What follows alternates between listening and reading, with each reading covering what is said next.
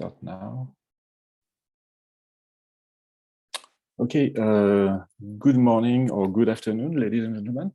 Thank you very much for attending this plenary.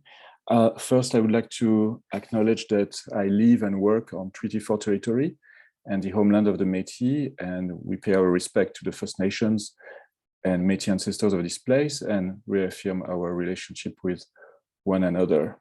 So I'm very pleased to have these three great scholars, and I would like to really warmly thank them, to be with us, especially Bina and Ricard, to fight the time difference that may exist between them and us. So thank you very much for being with us in, very different time zones. And I would like to introduce each of the speakers here, starting with Ricard. So Ricard Zapata-Barrero is a full professor at the Department of Political and Social Sciences at the Universitat Pompeu Fabra in Barcelona. He's the director of the GRI team at the UPF and the master program in migration studies. He's also a member of the board of directors of the European networks IMISCOE and chair of the External Affairs Committee. He's the current coordinator of the Euromed-MIG and Euromed-MIG Jean Monnet network, which is entitled Mapping European Mediterranean Migration Studies. And in addition, he's a member of editorial boards of several academic journals and an occasional contributor to media and policy debates. So Professor Zapata-Barrero's lines of research deal with contemporary issues of liberal democracy, context of diversity, especially the relationship between democracy, citizenship, and immigration. He promotes interdisciplinary knowledge on immigration. He combines theory and case studies, and also follows contextual, conceptual, and interpretive approaches. His findings always try to contribute to social and political changes and to the European and Mediterranean approach in migration studies.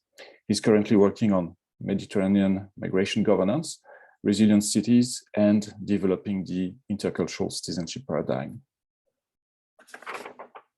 Secondly, Sharryn Aiken is an associate professor of law at Queen's University and the academic director of the graduate diploma in immigration and citizenship law. She's a former president of the Canadian Council of Refugees and a current board member of FCJ Refugee Center in Toronto. She's a past president of the Canadian Council for Refugees, a former member of the Equality Rights Panel of the Court Challenges Program of Canada, and the former editor-in-chief of the journal Refugee. Currently, she's co-chair of the board of directors of the Canadian Centre for International Justice and an active member of the CCR's Legal Affairs Committee. Professor Aiken convened the workshop Decarceral Futures, Bridging Prison and Immigration Justice at Queen's Law in May 2019, which sparked a broader public conversation about immigration detention and its consequences. And finally, Bina is professor international relations in the Coral Bell School at the Australian National University and an Australian Research Council Future Fellow.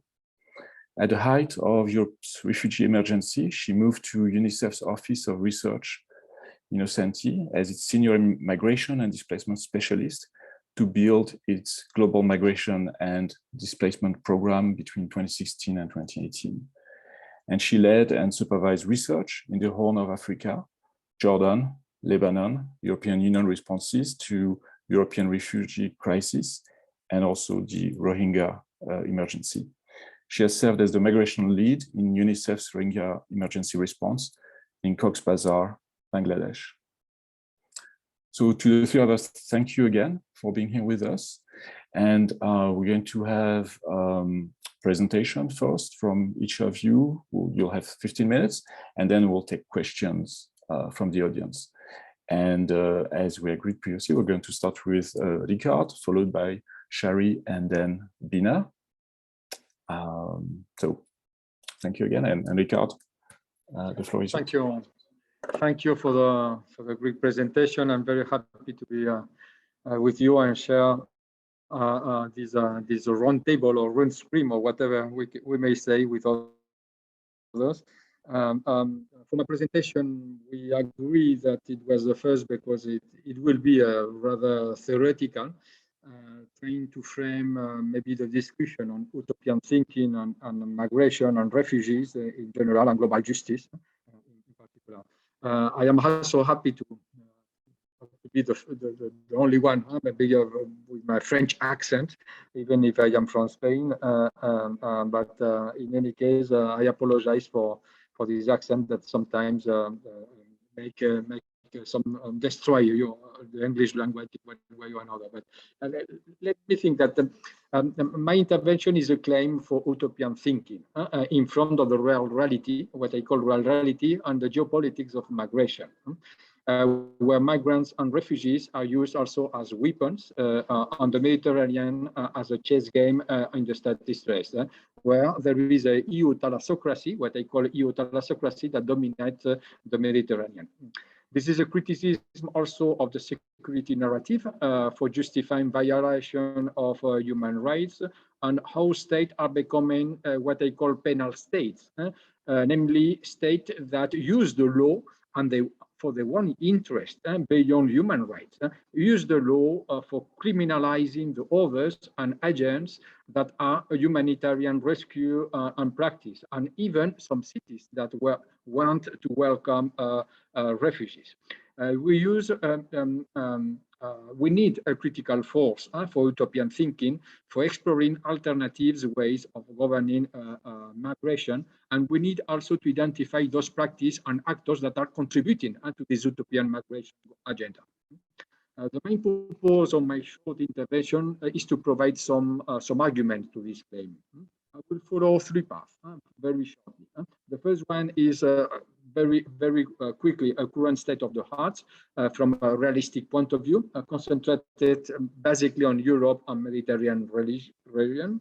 The second is to frame what I call utopian thinking to analyze migration governance. And the third, I will try to at least to map some kind of utopian migration agenda.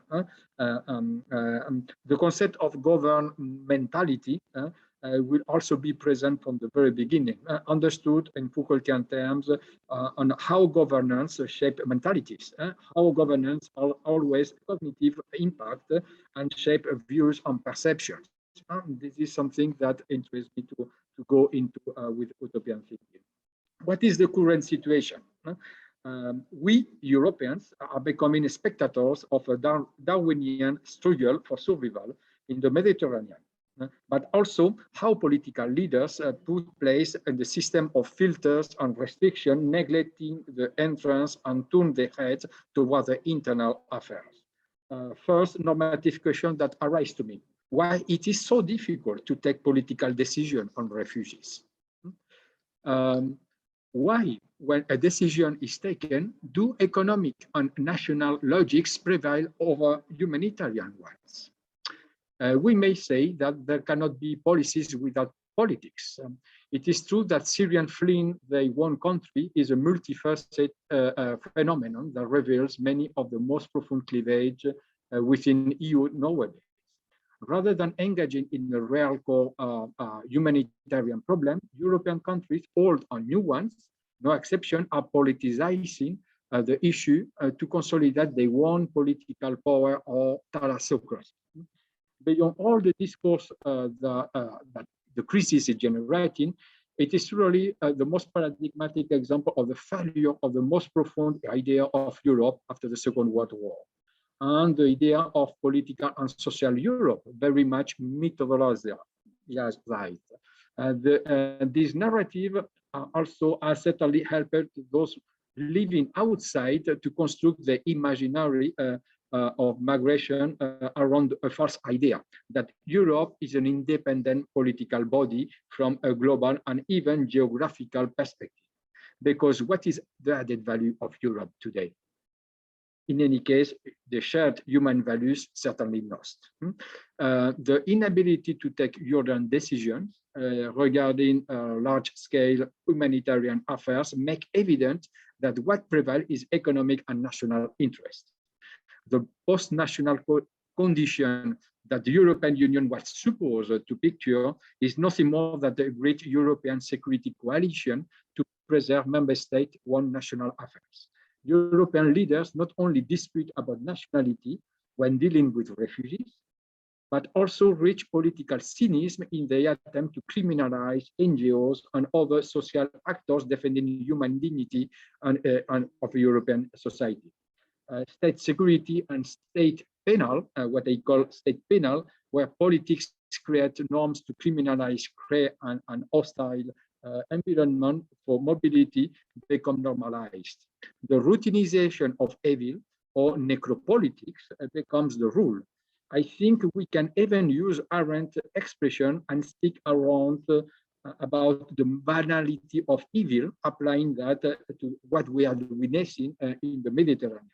There is simply no interplay between economical, social, and political dimension, but rather ranking priorities where economic logic prevails over national policies and where the social dimension is only taken into account for public opinion and potential voters for political turnout. Human security of migrants is simply ignored. The externalization of policies or the delegation of control toward countries of origin or simply countries of transit in North Africa is a way to externalize the problem and also a way to give green lights to North African states to infringe human rights without being blamed, given economical support for refugee camps and hotspots and creating border cities. Taken from I would say whatever front, humanitarian values, social principles, we reach the same diagnosis that this is not a refugee crisis, but really a crisis of political Europe. The Syrian refugees are a reality test. Political Europe has been a specter. Rethinking another way of migration governance is new. Is now a social imperative. And this is why I propose utopian framework of utopian thinking in this 21st century, where human mobility and world without borders becomes an idealistic reference framework for normative thinking. Today, utopian thinking can be framed around the issue of borders. The significant increase of human mobility between state borders constitutes the empirical reference distinguishing our Utopian age from other past in the past. In order to situate the issue of border and human mobility at the heart of utopian thinking, we need to examine beforehand the existing literature of utopian thought. What are the contextual conditions that give rise to utopian thought? In its everyday use, utopia is generally understood as something unattainable, speculative, illusory, and even totalizing. Rhetorically, it is generally utilized to condemn an idea, a project, or even a proposal. This is a utopia, something like that. This negative view of utopia is one biography and critical background. It is rooted in Karl Marx, when he said, I am doing the science, and the others were utopian thinking, or even Karl Popper for the liberal side also that criticized utopia thinking. Utopian thinking is for me a radical expression of normative thinking. The concept of utopia is a real claim to cross the what is and enter in the question on what would be. As an idealistic thinking, the principal adversary is political realism. Political realism, for me, assumes reality and seeks to perpetuate it in the future. It does not challenge, but rather consolidate the status quo and even consider current political linkage sacred and indisputable. In contrast to this political conservative orientation, utopian thinking has undoubtedly a progressive orientation. Recalling Pareto's theory of elites, we can even suggest that utopia will correspond to the principle of innovation in front of the principle of conservation. I propose to outline the utopian thinking as innovative and inspirational force. But let me say, utopian thinking does not arise ex nihilo, but rather it is a political reaction to the lack of alternative proposals. This is very important for addressing the cause of social disorientation. Utopian thinking is shaped in the social context. It takes meaning when there is a clash of solutions, as it is the case today with the refugees. Its content always aims to respond to problems resulting from concrete development. It is a challenge to the supposed permanence of conflictive situation given the lack of other solutions. Utopian thinking has had humanistic orientation from its very origin. It has also an ethical orientation in Kantian terms, insofar that it is the response to the question, what ought we to do given current circumstances? As a political expression, it begins at the moment when political realism has exhausted its conceptual resources, and it is unable to address escalating conflictive situation in accordance with the requirement of justice, such as those required by the management of borders and immigration. Utopian thinking is also a mirror of society, pointing to its weakness, insofar as it serves as an instrument to analyze the process of social change and thus reflect society's real deficiencies and imaginary potential. One way to understand the dimension of utopian thinking is to think in a world without utopian aspiration. To speak today in a world without utopian may have two meanings. The first one is the Hegelian meaning. To reach utopia is the end of history, in the sense that utopian or society is a society without does not generate utopia. We are in a utopia because in a society that is utopic will not generate utopia. This is the end of history. This is the Hegelian. Concretely, we know we are in a utopia society when there is not utopia. And there is also Nozick that speak also a framework of utopia that we are in the best world possible in Leibnizian sense. But speaking a world without utopias may have also another meaning that for me is very important. I adhere to this, not the first one, because we are not claiming the end of history in that. But Marcuse speak about one dimensionality. A society without utopian thinking does not mean that the society is utopian, but rather that the contrary, that the society is the society itself is anti-utopian, and banalize utopias, in the sense that all the inhabitants that have been absorbed by the logic of uniform action and thought, lacking critical sense and of the reality and ability to translate desire and will into action outside a given hegemonic paradigm. In this second sense, a society without utopia is one that does not generate mechanism and does not left space utopian thinking, criminalize utopia in this sense. The complete elimination of utopian elements will mean a society without goals. My focus also adheres obviously to the second path of thinking utopia. Utopian thinking is basically a social critique that aspires to promote social change and is oriented towards alternative construction of society. Maintaining this logic of power relations, Mannheim insists, and it is a very important quotation for me, that Mannheim says that it is always the dominant group which is in full accord with the existing order that determines what is to be regarded as utopia. Let me also incorporate some thought of, coming from Bauman that say that there is at least 4 main conditions for utopia that are perfectly applicable to our issue on immigration and refugees. In the first place, utopia expresses the logic of thought that relativizes present.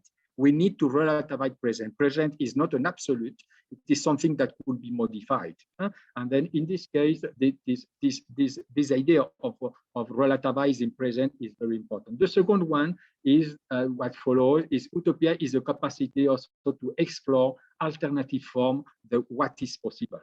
Thirdly, utopian thinking also relativize future. There is not a connection between the present and the future. And then from this point of view, the relativization of present is one thing, the relativization of future is also a belong to utopian thinking. And finally, utopian thinking helps also to critical awareness of conflict, inspires innovation, and stimulate the will for social and political transformation. Let me just finish with what I call the utopian agenda in migration in general. I will say that the defense of the right of mobility is an utopian thinking today. But it was already utopian when applied in the post-war European religion. Our grandfathers will say that it was utopia, Europe without borders. And today we are in something that was utopic some decades ago. And then from this point of view, I think that Europe without borders has become something, a reality. And then from this point of view, I think we need to think to apply utopia in this sense. Let me also think that the conditionality and the externalization again belongs to this utopia agenda. For me, the conditionality is something that exists in relation to migration that give green lights in any case to third states that are not European to vulnerate human rights and Europe condition for that is that this happen outside Europe, not in Europe. Europe will not vulnerate human rights. Everything that happens is outside Europe, and then Europe is putting this kind of condition. The second one is necropolis. That for me is not only the fact that governance of migration provoke death, but also the management of death. I have been in Tunisia, I am now in Morocco, and so on. And trust me, that every day there are deaths in the Mediterranean. But only it is a news when this death affect and reach a European coast. But in North African coast, there is everyday death. And then this is something that necropolis is very important for this agenda. And third, that I think very important, and I will finish with that, is the need to connect a thought of a post-colonial thought with utopian thinking. In the sense that we need historical arguments and to see our present in historical terms, and we will because as the post-colonial thought claim, Europe is disconnecting the reality and the present from the past, because the politics of hidden what has happened is also a European construction. And then from this point of view, I think it is very important that this post-colonial thought be incorporated. Let me conclude, and this is really the last one. It is a quotation of Hannah Arendt again, that of course it is a quotation that belongs to a thought on thinking what the 20th century generated in totalitarian regimes, but it could be absolutely applied to all matters. She says, theoretically, sovereignty is nowhere more absolute than in matters of immigration, naturalization, nationality, and expulsion.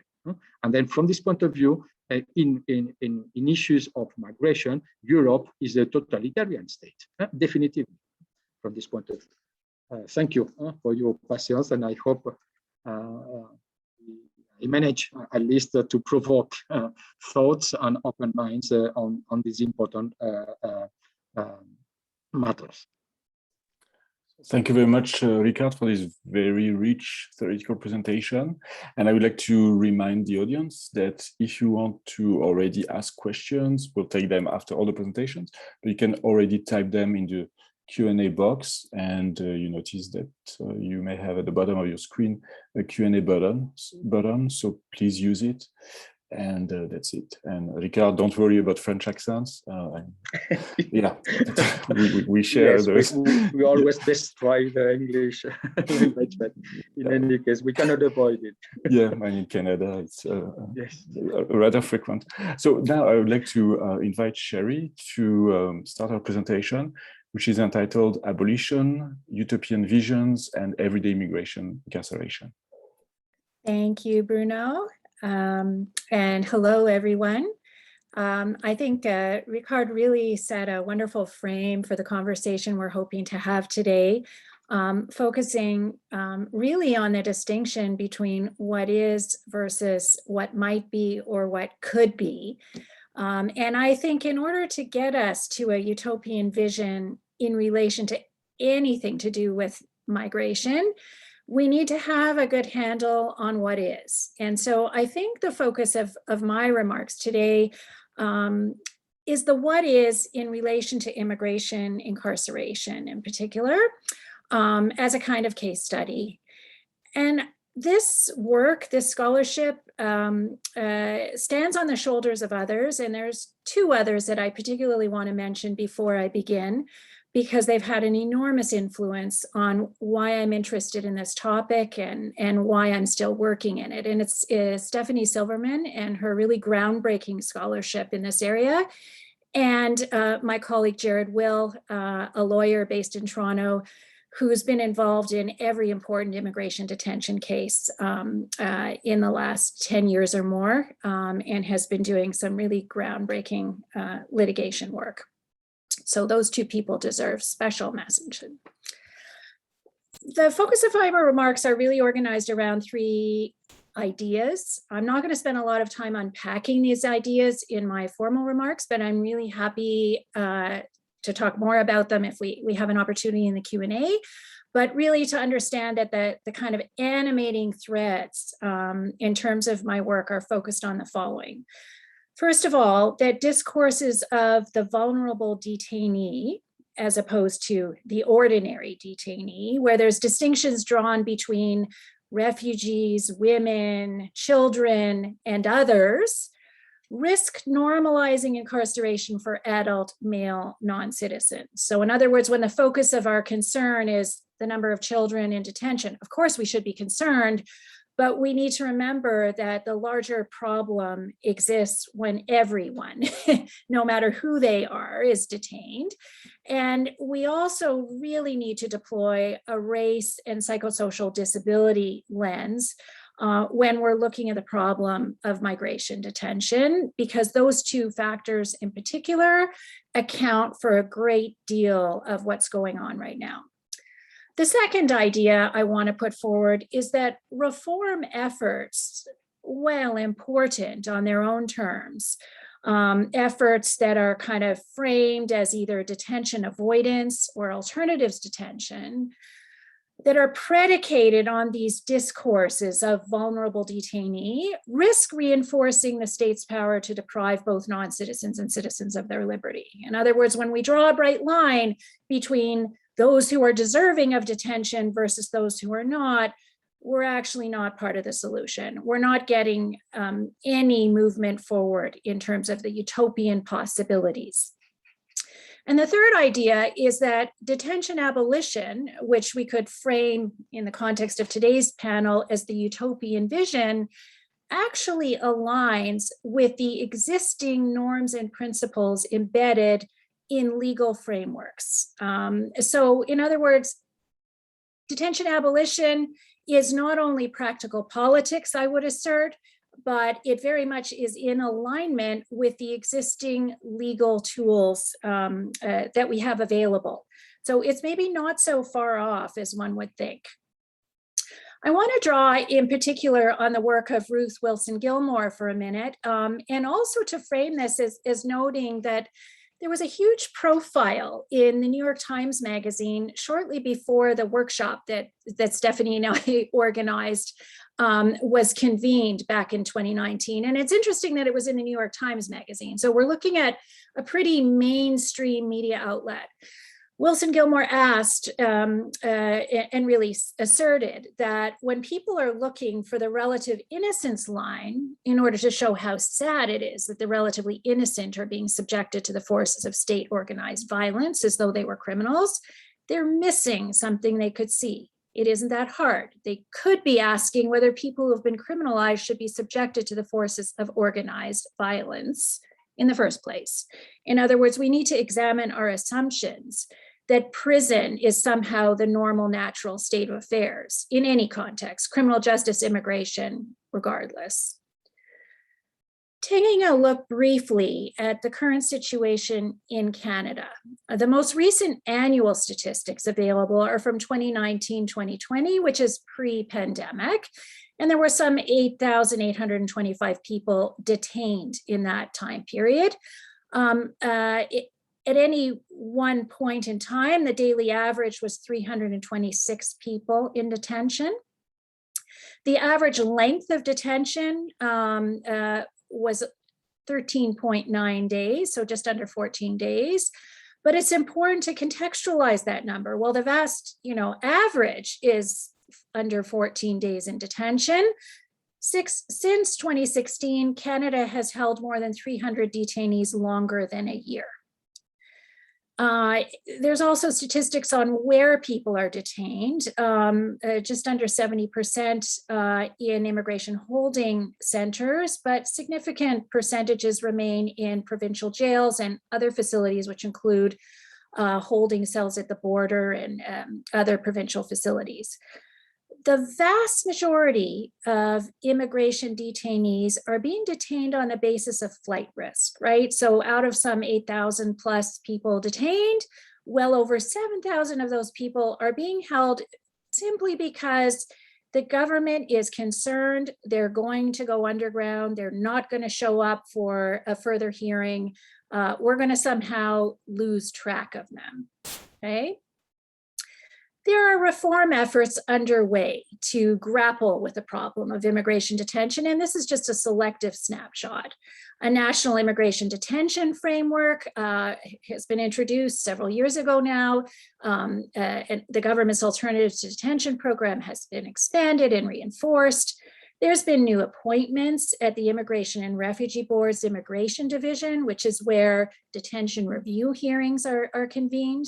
There are new and improved detention guidelines, which serve as a source of authority for the members at the IRB making detention review decisions. And it needs to be acknowledged in just pure raw data terms that there's been a dramatic reduction in the detained population in the wake of the pandemic. Indeed, if we just compare quarters, because the quarterly statistics are available right now, not the annual one for the past year. If you compare the second quarter of 2019 to 2020 versus the quarter from the most recent period, there's been an 82% reduction in the detained population. But before you gasp at that statistic, we also need to understand that a large contributing factor to that reduction has been border closures. In other words, it's not just composed of people who've all of a sudden been released, whereas prior to the pandemic, they wouldn't have been, although there's certainly higher release statistics in evidence in these quarters. But a significant part of this story is the impact of border closures and the fact that our overall numbers of entrants have been reduced during the most recent quarter. I want to pause for a minute on the role of the courts in relation to immigration detention. For the vast majority of non-citizen detainees, they're subject to detention review hearings before the Immigration Division within 48 hours of their detention. If they're not released at that point, they get another detention review hearing within 7 days, and thereafter every 30 days. Immigration detainees do, in theory, have access to the remedy of habeas corpus before provincial superior courts, which is actually an opportunity to challenge the validity of the detention order in ways that are not quite possible before the Immigration Division. I won't get into the technicalities of that, But just to know that although the Supreme Court of Canada affirmed that non-citizens who are detained pursuant to immigration law have the right to access habeas corpus in provincial superior courts, the court left many questions unanswered in terms of what legal standard will be applied, when provincial superior courts can take jurisdiction. And the reality is that that remedy will remain beyond reach of most non-citizen detainees. Most are in the sort of channel of attempting to seek release from the Immigration and Refugee Board. And after that, if they're unsuccessful, they may access a federal court hearing. But it's important to understand that detention review decisions can only be challenged on the basis of a leave application to federal court. So you ask the court for permission. If the court says, no, we don't want to hear your challenge, there's no right of appeal when the leave is dismissed. When leave is granted, the hearing considers only the reasonableness of the detention review decision and frequently stays release decisions upholding continued detention orders. If we track back to the way immigration detention is considered in Canadian law, it's important to go back to a Supreme Court decision that dates back to some 30 years now. And that's a case of Chiarelli, when the court affirmed that the most fundamental principle of immigration law is that non-citizens do not have an unqualified right to enter or remain in the country. And we can track back to that statement in the way the courts have chosen to review immigration detention standards. And in fact, we can go back to another old case. In this instance, the Federal Court of Appeal and the decision of Thanabala Singha. This case is still good law in Canada, and it's important to note here that the Federal Court of Appeal said that when it comes time to review an individual's detention pursuant to the Immigration and Refugee Protection Act, a current adjudicator has to give clear and compelling reasons if they want to depart from a previous decision to detain. So this is quite anomalous in Canadian law, that we actually have case law directing a decision maker that if you want to make a new decision on the merits, you actually have to justify why you're deviating from the previous decision in the context of an administrative decision apparatus. So this principle that an immigration division member has to basically give clear and compelling reasons why they want to release serves as a disincentive to release. It's a structural embedded disincentive, and this is still law on the books. So just to get a little bit more of a kind of snapshot on this, what is context in Canada, it's important to understand that there's no statutory limit on the length of immigration in detention in Canada, in contrast to other jurisdictions. So in other words, the Canadian government is authorized to detain for as long as it wishes. And I'm going to give you just a couple examples to kind of put some human faces on this context. And the first example is that of Ibrahim Toure, who is stateless, who was subject to detention for more than 5.5 years because the Canada Border Services Agency believed that he wouldn't show up for removal if it was ever arranged. He spent his first 4.5 years in immigration detention in a maximum security jail. And you'll see here that he's wearing an orange jumpsuit. And it's important to note that he, together with all immigration detainees, are regularly strip searched and subject to the same restrictive rules as prisoners convicted of criminal offenses when they find themselves in jails, as Ibrahim Toure did. It's interesting to note that the UN Working Group on Arbitrary Detention expressed significant concerns about Mr. Toure's detention, finding it arbitrary and a contravention of international legal standards, and requested Canada to release Mr. Toure unconditionally and accord him an enforceable right to compensation and other reparations. Never happened. We can also look at the case of Kashif Ali, who was detained for another very long period of time because Canada was unable to deport him. He was conditionally released in 2017 when his health deteriorated, and he continues to suffer from depression and anxiety.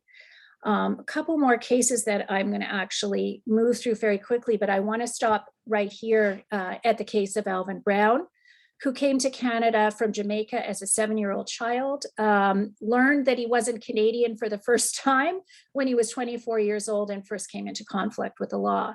He served 13 months for criminal offenses and was released. A few weeks later, locked up in immigration detention for more than 5 years. He was deported back to Jamaica, a country he no longer knew, when he was 40 years old, after having spent 33 years in Canada. Alvin Brown said in his own words that it was horrible. I would have rather been dead than detained, not knowing when I would be released. I spent 5 years in there and I still can't get over it. The experience is trapped in my mind. And I put those words in red, not knowing when I would be released, is a really important thing to understand about immigration detention.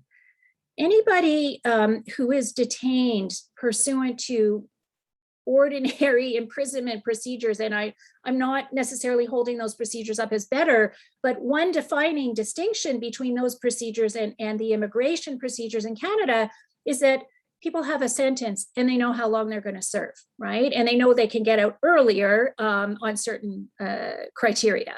In immigration detention, people go in without knowing when they're going to get out. And the effect of that is huge. It's very significant. So there was an attempt on the part of Mr. Brown's counsel, Jared Will, to challenge this state of affairs. And unfortunately, the Federal Court of Appeal ended up upholding the detention regime, found it entirely constitutionally sound, made a few tweaks around the edges in terms of detainees' procedural rights, which are important and which I don't have time to go into right now. But the main point is to understand that the detention regime writ large was upheld. And indeed, the court begins its judgment by noting that, well, detention is ancillary to deportation. And deportation, you know, it proceeds in an expeditious manner every day. It's a day in and day out occurrence in this country, but sometimes it's not expeditious, but that's not our worry. Migrants die in detention. It's important to emphasize that. I reference here the case of Jimenez in 2014, but as Molnar and Silverman note in a recent article, there have been at least 16 deaths in immigration detention since 2000. I mentioned the case of Manakavasagam Suresh as an example of people who are detained pursuant to immigration security certificate procedures. And to understand that Suresh actually spent 2.5 years in the Don jail, including 2 weeks on suicide watch, devastating impact on him. Once again, an international human rights body finds that the individual should be accorded reparations, that the detention was arbitrary, and yet Mr. Suresh has had no reparations and remains subject to conditions today. So where's the utopian piece in my remarks? Well, it's actually framed around international legal standards. And I really can track back to the Magna Carta from 1215 and the very fundamental notion that no free person shall be seized or imprisoned, right?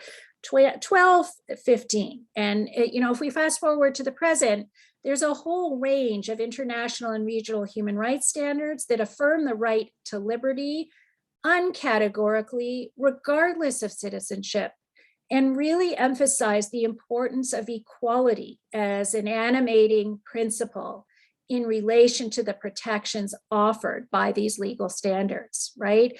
The right to personal liberty is fundamental, extending to all persons at all times.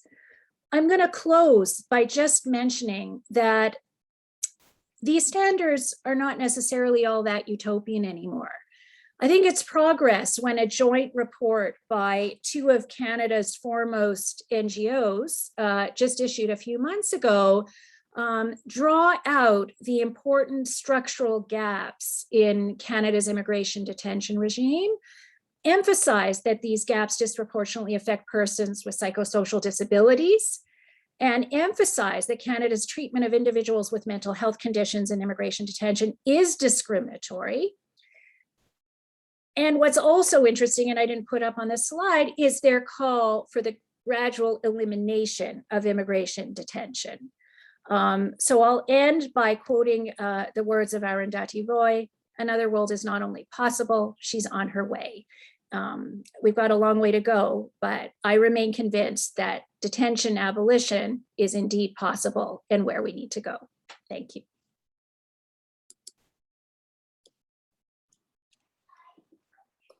Well, thank you very much, Sharry, for this impressive case study on immigration detention in Canada. Now we're going to move on to Bina da Costa, and she's going to make a presentation on entitled Children on the Move, Reframing Protection Through Utopian Imaginaries of Humanity. Thank you very much, Bruno. Thanks for organizing this panel and inviting us. And I also thank all the organizers, Michelle, Stephanie, and others.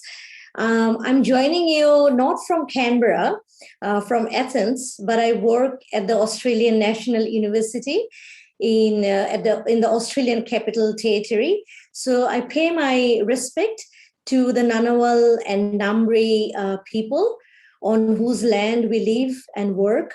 And I pay my respect to the elders and the emerging leaders.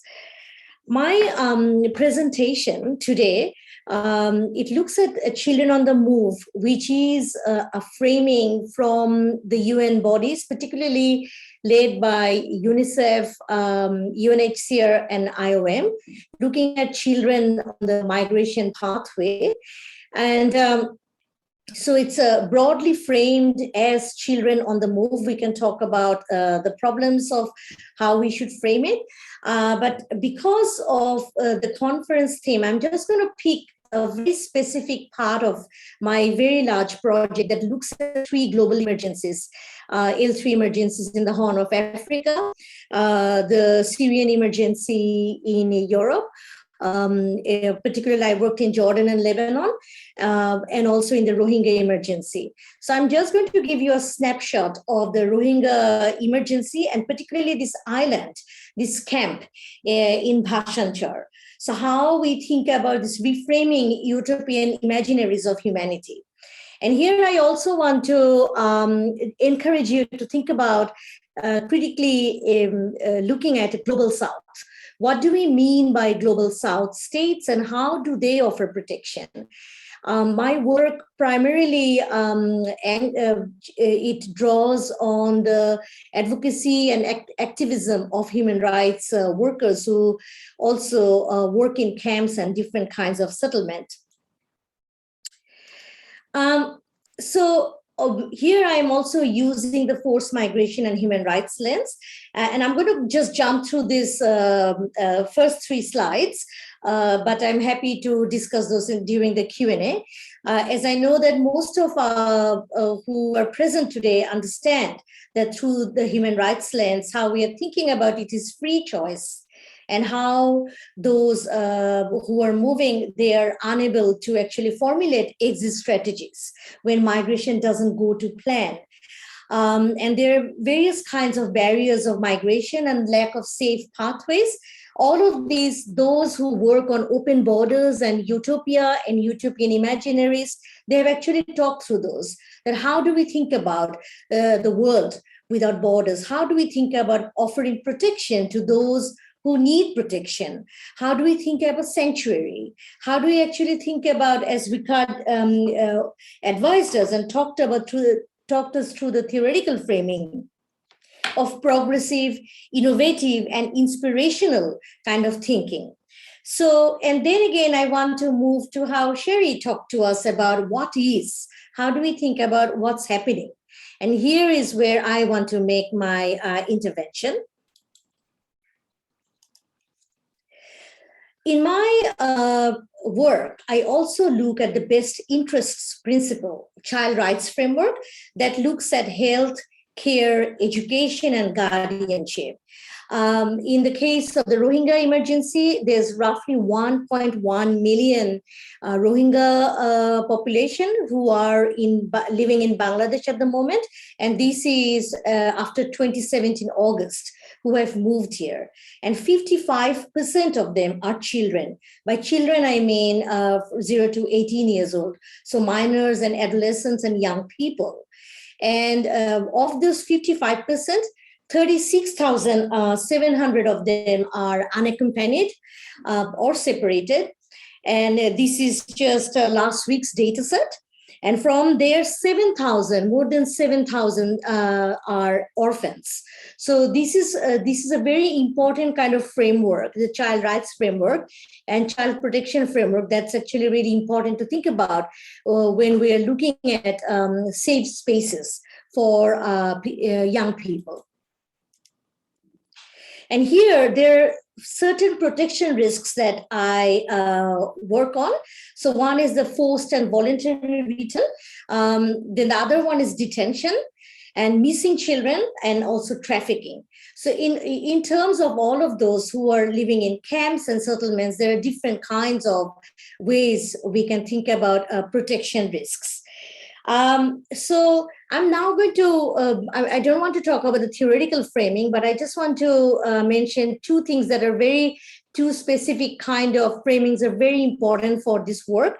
The first one comes from emotional landscapes. So this discussion, this theoretical framing, I'm drawing from Marcelo Borges, Sonia Kankian, and Linda Reeder's work, where they talk about love, gender, and migration. So in the 1990s, affect became the central conceptual framing for a wide range of scholarship across various kinds of discipline that examined how affective expressions informed notions of individual and collective attachment, institutional development, and politics. And unlike emotions, which were intimate, interior, individual articulations of feeling, affect was a social, collective, and exterior expression. Some scholars have also actually questioned this usefulness of this inside-outside divides and hinted in ways in which emotions and affects were mutually constitutive, where the articulations of individual feelings merged into broader affective languages. So as such, Borges, Kankian, and Reeder's framing of emotional landscapes is very useful. It brings a way to frame of multiplicity of communities. And it also pays attention to shifting power dynamics between emotional regimes and the new emotives formed through mobility. So in terms of that, just bear with me, sorry, I think I have, yep. So when we're talking about these emotional landscapes and emotional meanings, then how we also in the global south, how actually governments and states, how also they articulate, how they also frame their responses to humanitarian emergencies as humane responses. This is the Prime Minister, Sheikh Hasina, Bangladesh's Prime Minister. And you see that this is in the camp in Kutupalong in 2017. And there were very large kind of signboards and all the newspapers and everywhere you see how she was this new kind of way she was described, the mother of humanity. So the same way, motherhood and humanity, all of this in terms of protection and offering protection to vulnerable Rohingya have been really described. And you see that how she is very touched by what she is seeing and hearing, and how she promised after that in 2017 that Bangladesh would open its border and offer sanctuary to everyone. And it did. Between 25th of August until the end of December 2017, the borders were relatively open. There were a civil-military coordination body. And through that, many Rohingya, they moved from Myanmar, Burma, from the northern Rakhine state to Bangladesh in Cox's Bazar, in Upia, Teknaf, in that area. So many of them were also staying in Kutupalong, that Kutupalong refugee camp. It almost like Zatari in Jordan, it had become camps as cities.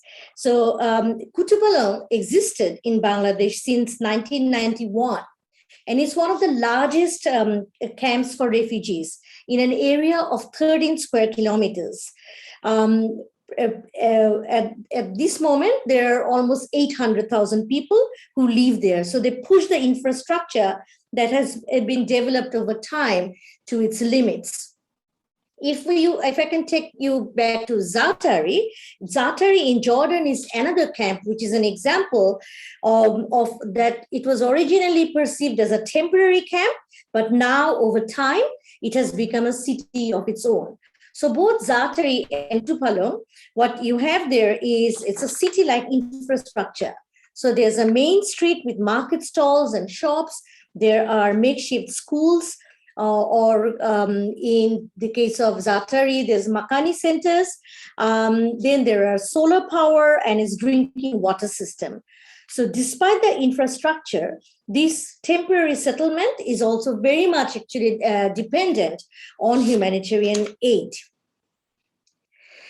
What happened in terms of Kutupalong is also that when UNHCR and UNICEF and IOM, they work in that camp, but from 2018, the discussion in Bangladesh shifted very much. So it shifted and there was a rush in populist xenophobic discourse, and politicians, both local in Cox's Bazar and in Dhaka, they were either fueling or they were unable to mitigate a lot of public concerns in terms of offering sanctuary to the Rohingya. So there were drug trafficking and small arms trade, and there were lots of different ways Rohingya were also framed as the new terrorists in Bangladesh. So public opinion very much shifted, and there was a lot of anger about why should Cox's Bazar have so many people. So from that time on, there was this interesting area, Bhashanchar, that project. This is, so I'm showing you a map of Bhashanchar. So this is one area, it's a 13,000 acre island in Bay of Bengal. From 2019, there were lots of reports in Bangladesh media, and both the foreign minister and the home minister and the disaster relief minister in different speeches, and I've analyzed those ones in my paper. So they started talking about that, how this is a heaven. It's a heaven in the Bay of Bengal, and this is a beautiful area. One day, the disaster relief minister said, we are going to create this space, and we are going to build a model project. We're going to build model villages for the Rohingya here. The next day, the foreign minister said, why should we give it to outsiders? We should make a resort here. It's so beautiful. So the media actually started selling Bhashanchar as heaven on earth. On the other hand, human rights groups from Bangladesh and elsewhere started really raising concerns, saying this is really unsafe. And there's security situation there also because of climate change. There could be environmental issues also with Bhashanchar, and it's prone to cyclone damage as well. So what should we do? In terms of that, then what we have also seen that the United Nations have slowly tried to remove itself from a lot of conversations. But Bangladesh government started working on it, and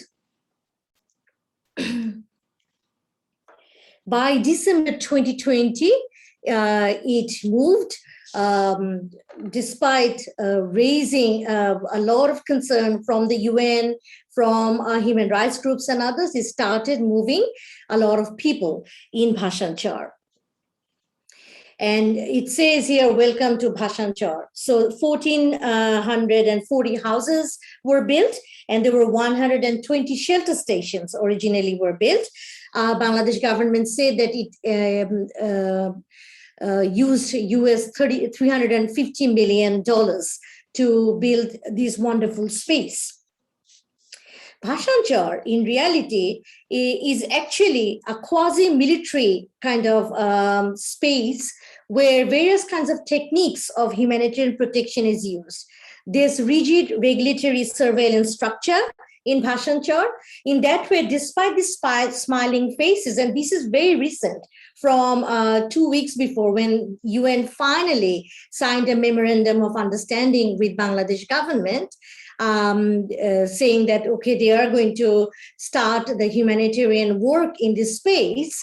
So you see that a lot of people came together and have these kinds of big banners saying that we are happy. So this happiness, these repeated interviews from actually those who have been moved there, and the smiling faces. On the other side, we see that there's a lot of surveillance there. There's lack of interaction between the refugee community and those, the police, and a lot of people who were serving them there in terms of the service providers, the health workers, and also what we see, the representation of Bhashanchar. There's certain kind of polarizing is happening. So this filter function and news bubbles are generated of Bhashanchar that in that it's completely isolated. So this is something I am working on.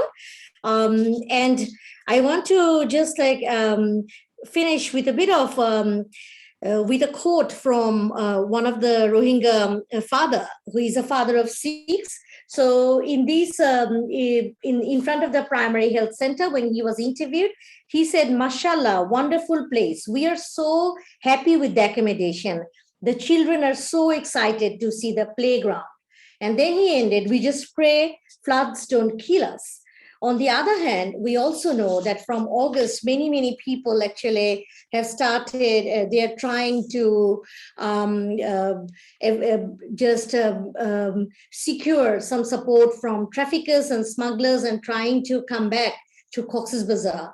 So because of that, there's more surveillance in this area. So this paradox, and this is something I want to talk about, that how in global South states, how governments use this idea, this imagination of a place in heaven, a happy place. It can create aspiration. At the same time, it also creates this carceral space of management. Thank you.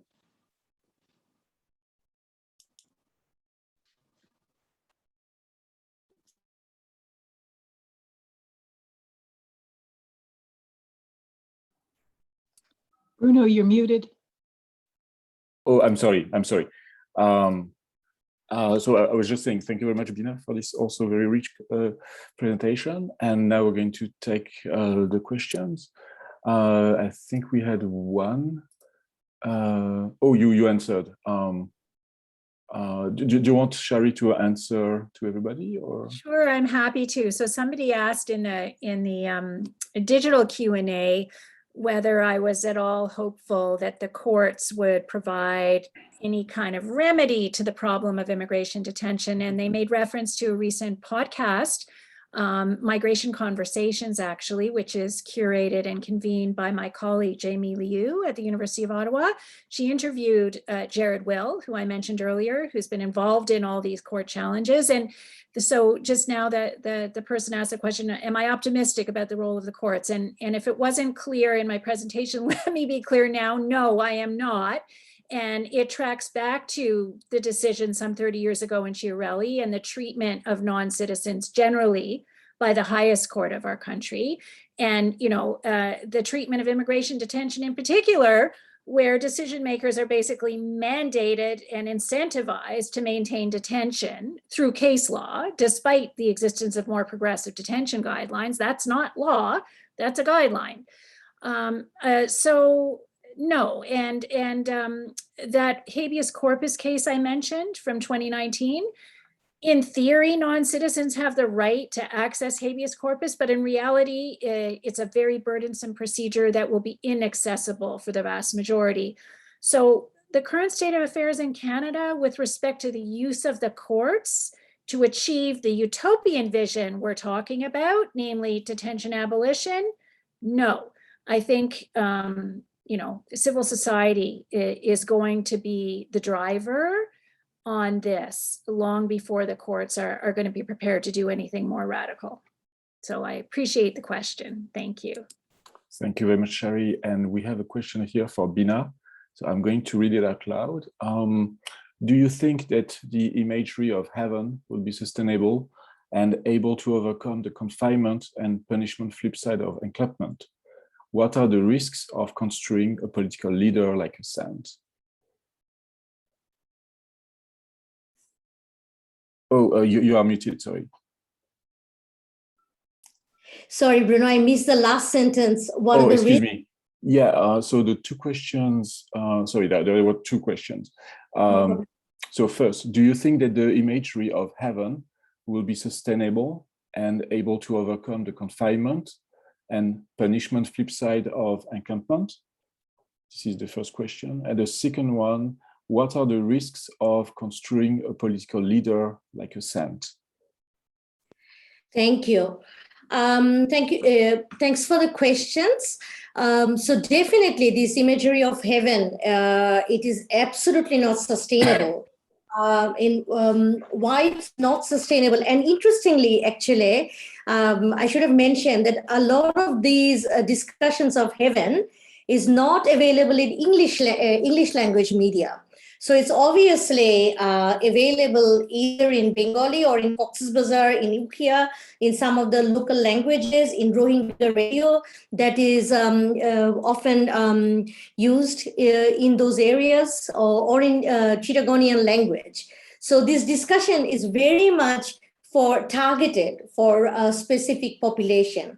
And there had been a lot of advocacy in Kutupalong camp about that how beautiful Bhashanchar is. There's going to be livelihood. There's going to be, it's going to be also free of crime. And there's going to be a lot of way the community could flourish. So this kind of imagery has been used. On the other hand, the Rohingya obviously are suspicious the same way, and I haven't mentioned here, this is not unique to Bangladesh. Recently in Samos, the prime minister in Greece, he also talked about that refugees should not live in shame, they should live in dignity. And so it created this wonderful safe space for them. And similarly, Manus Island in Australia, which is now recently there's not a lot of population there, but that had also been discussed as a safe place, which is also wonderful, beautiful area. So this kind of discussion is often there. So it's obviously not sustainable. And there's a paradox there because it takes away this whole separation between economic freedom, talking about livelihood and protection, but actually freedom of movement and freedom of expression.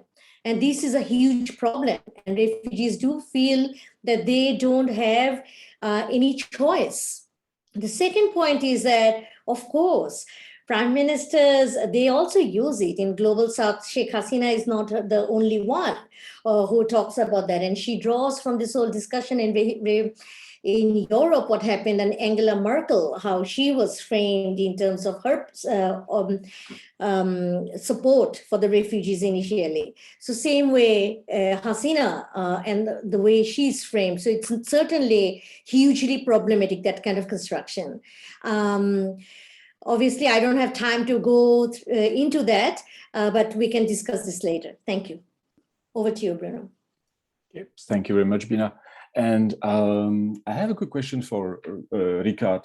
You mentioned in the conclusion this idea of necropolis. And I wanted to ask you, because we've seen that the border securitization in Europe around the Mediterranean essentially generates death. And I wanted to ask you if you can elaborate a bit more on what you mentioned, the death and the management of death, because the policies basically generate death at the same time, because they are deaths from global South people. They are invisible to European people. So can you elaborate a bit on this notion of necropolis, please? Yeah,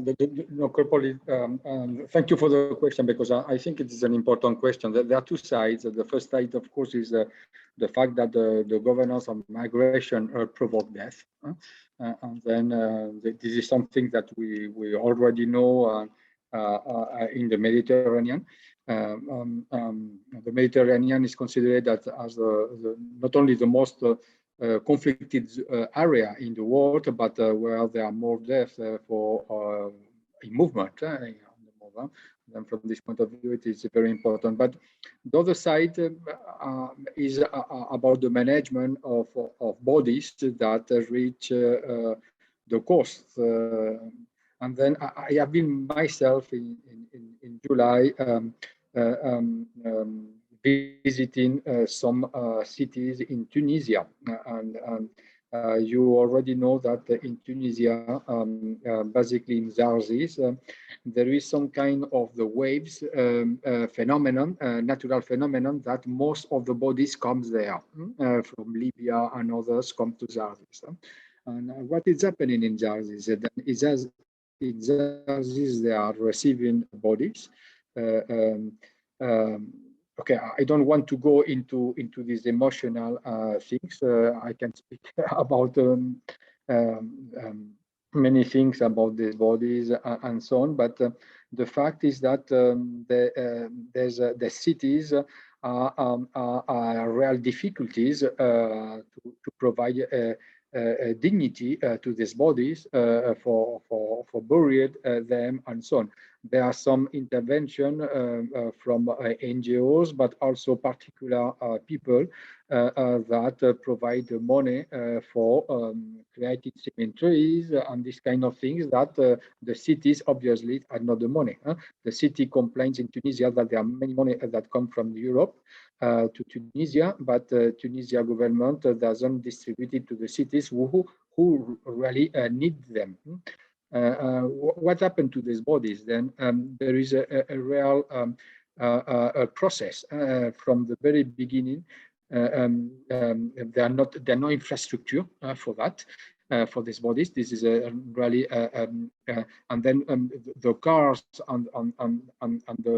that take these bodies are public. That on the morning they are with other function, and then come for the bodies and so on. And the bodies, and sometimes, for instance, there is some agreement for Switzerland, for instance, and some laboratories to take the how do you say that in English, the ADN, of the body, because this is the only signal of identity for them.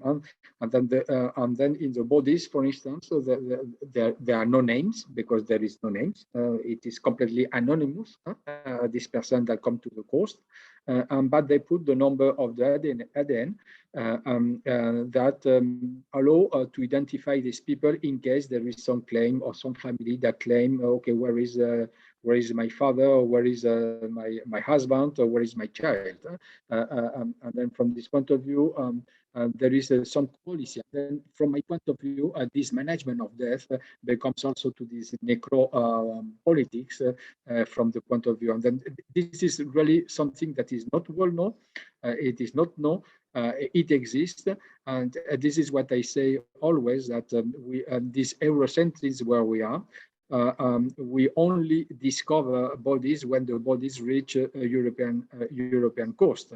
But bodies reaching Tunisian coast are almost every day for certain periods. And there is no news about that. There is no journalist. There is not photo. And then cities are working alone with that, completely alone, only with NGOs.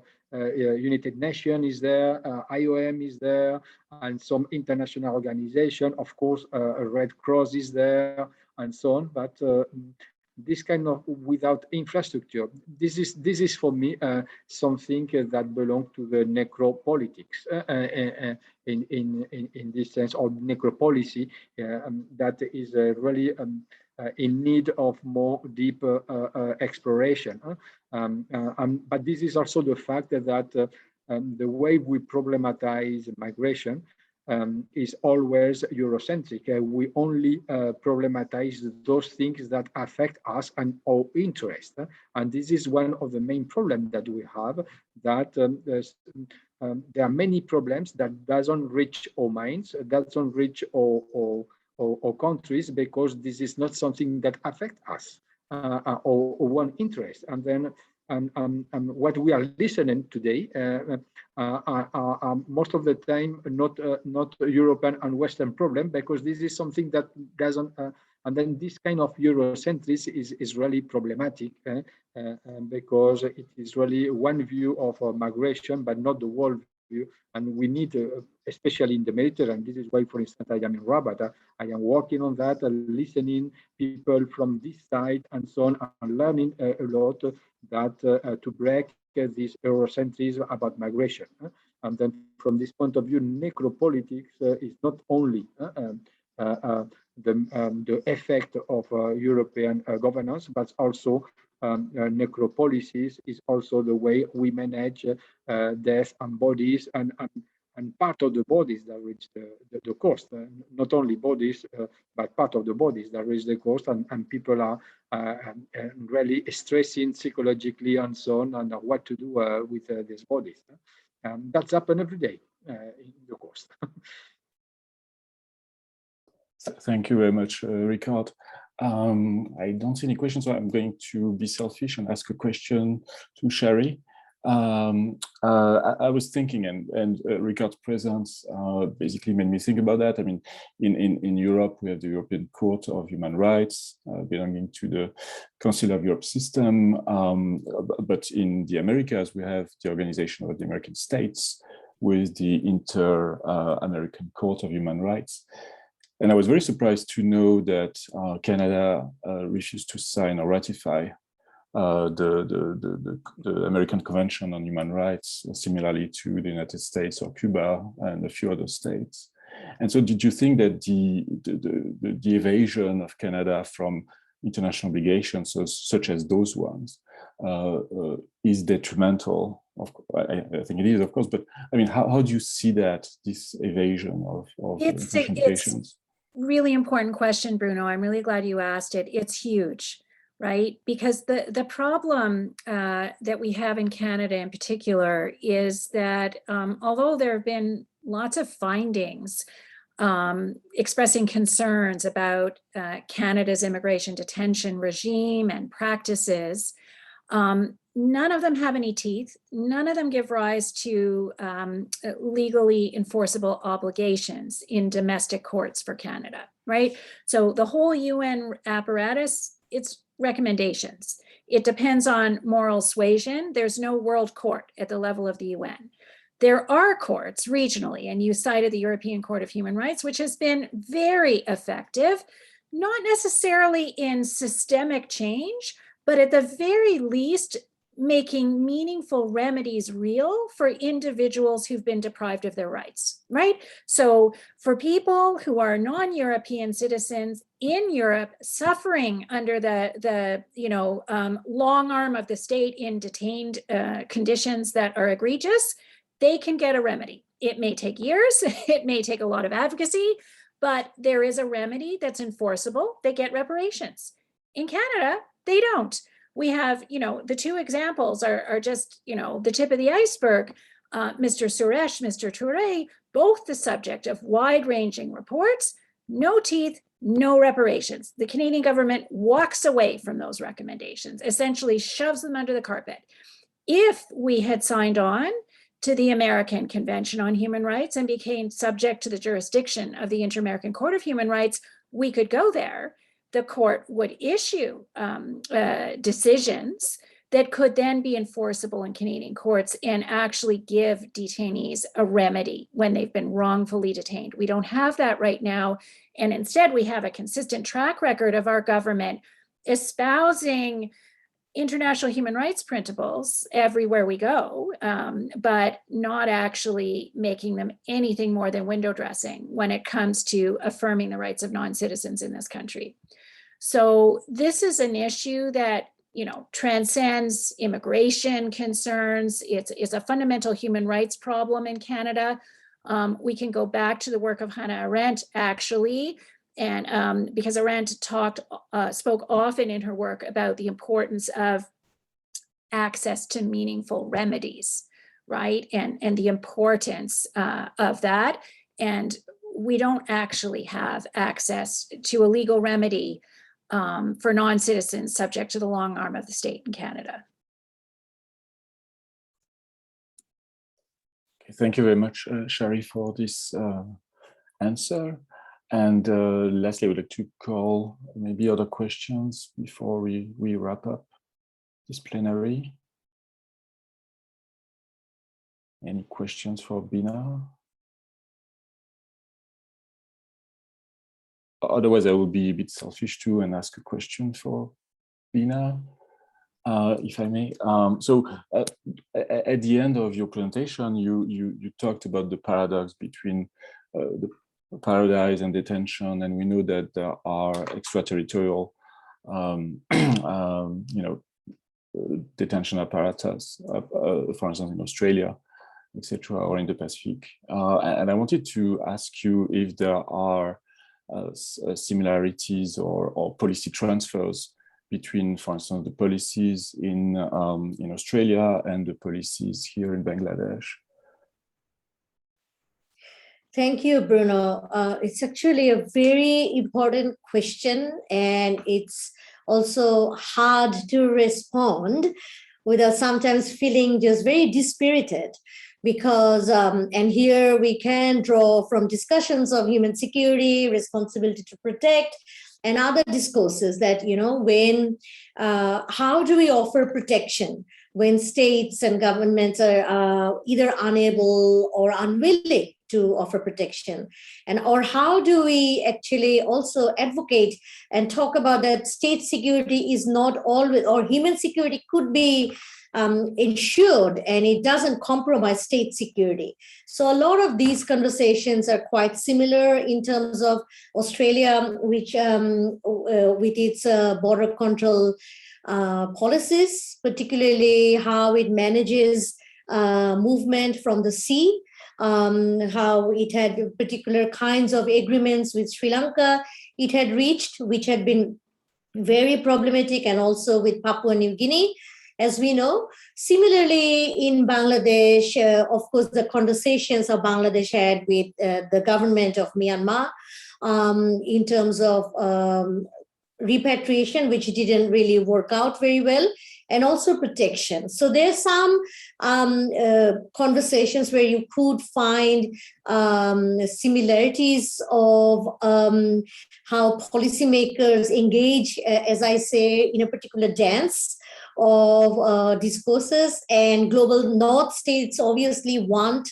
and one of their strategies is to keep a lot of refugees in global South states, so Bangladesh, Pakistan, Somaliland, Somalia. They house a very large number of displaced population.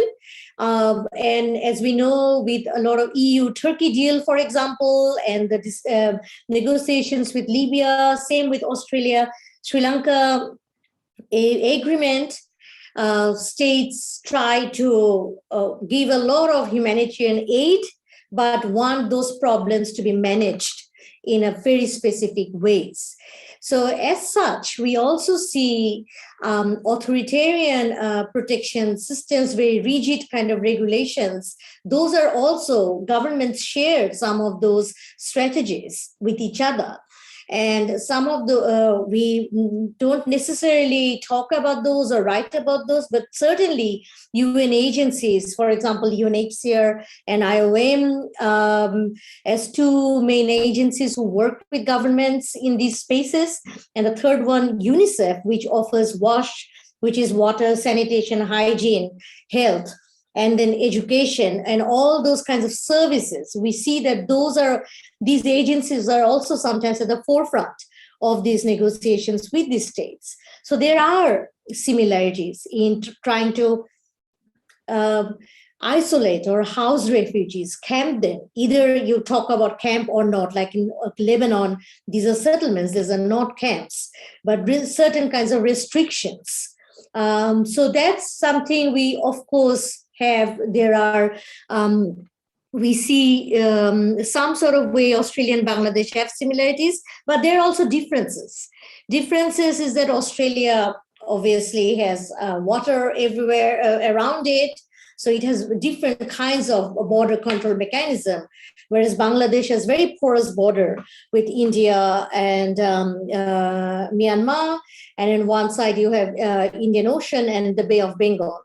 So there are different ways it's actually maintained. So if that makes any sense to you, but happy to obviously engage separately after our discussion. Thank you. Absolutely. Thank you very much, Bina. We only have a few minutes left, and so I would like to take this opportunity on behalf of CARFMS and the attendees here to thank you very much, Ricard, Sharryn, and Bina, for your presentations, for your answering our questions. It's been very stimulating, not only the theoretical perspective from Ricard, but also the case studies you have shared with us, Sharryn and Bina. So it's really greatly appreciated. Thank you so much. And I hope that for CARFMS members who are here, they will enjoy the rest of the conference. Thank you very much. Thank you so much. Bye-bye.